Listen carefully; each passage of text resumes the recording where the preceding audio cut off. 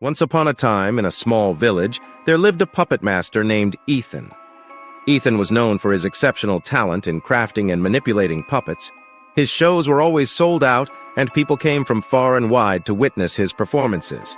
However, as time went by, strange rumors began to circulate about Ethan. Villagers whispered that he had an eerie obsession with his puppets, and some claimed to have seen him talking to them as if they were alive. One fateful night, a group of curious children snuck into Ethan's workshop to see if the rumors were true.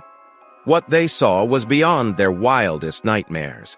The puppets were moving on their own, as if possessed by a malevolent force. The children were frozen with terror as they watched Ethan controlling them with twisted glee.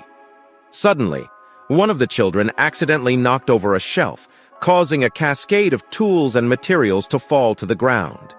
Ethan's attention was immediately drawn to the intruders, and his eyes blazed with anger. He snatched up a puppet that was fashioned in the likeness of a young boy and began to pull its strings with frightening force. The puppet's movements became erratic and violent, and it lunged at the children with a sharp knife in its hand. The children screamed and ran for their lives, but the puppet was relentless, chasing them through the workshop with lethal intent.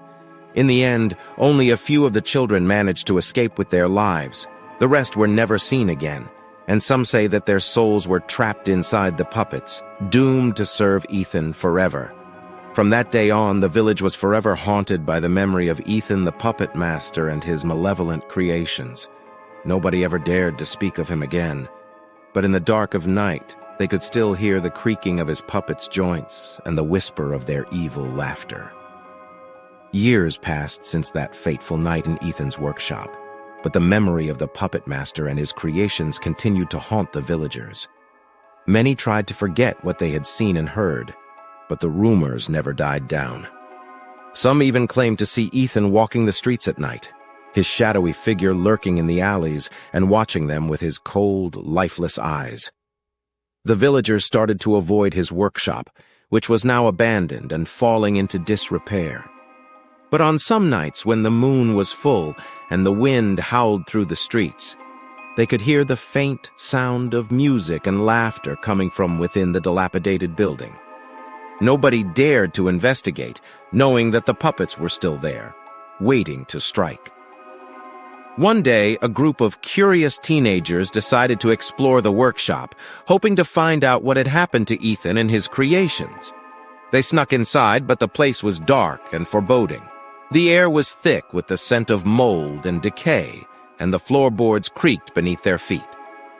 As they ventured deeper into the workshop, they stumbled upon a hidden room filled with puppets, all of them grotesque and twisted. The puppets' eyes seemed to follow them, and their movements were unnaturally fluid, as if they were alive. Suddenly the door slammed shut, and the teenagers found themselves trapped inside with the malevolent puppets.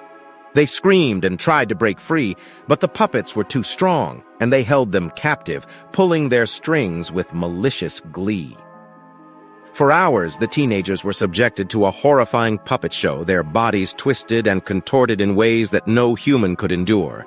Finally, as dawn approached, the puppets released them, and the terrified teenagers stumbled out into the sunlight, scarred for life by their ordeal.